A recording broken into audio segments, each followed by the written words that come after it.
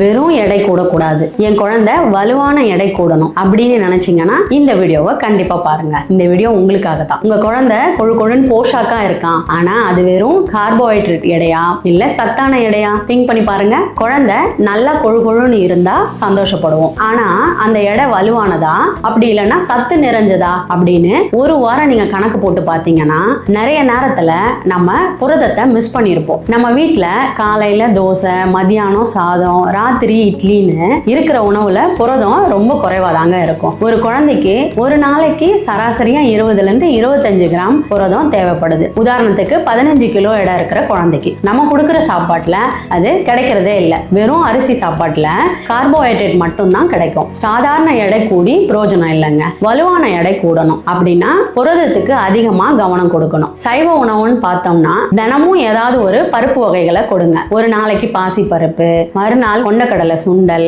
இன்னொரு நாள் பீன்ஸ் அப்படின்னு மாத்தி மாத்தி கொடுங்க. பாதாம், முந்திரி, பூசணி விதை இந்த மாதிரி நட்ஸ் அவங்களுக்கு கொடுக்க மறந்துடாதீங்க. நட்ஸ் சில குழந்தைங்க சாப்பிட மாட்டாங்க. அந்த மாதிரி இருக்கிற குழந்தைங்களுக்கு நட்ஸை பொடி செஞ்சு கஞ்சியிலையோ தோசையிலையோ போட்டு கொடுக்கலாம். கேரட், பீன்ஸ், கீரை, புரோக்கோலி இதெல்லாம் மறக்காம உங்க உணவுல சேர்த்துக்கோங்க. தினமும் புரதம் கொடுக்கிற இந்த சின்ன மாற்றம் உங்க குழந்தையினோட உடல் நலத்தையும் நோய் எதிர்ப்பு சக்தியையும் சிறப்பா வச்சிருக்கும். உங்க குழந்தை வெறும் கொழு கொழுன்னு இல்லாம வலுவான போஷாக்கோட வளருவாங்க.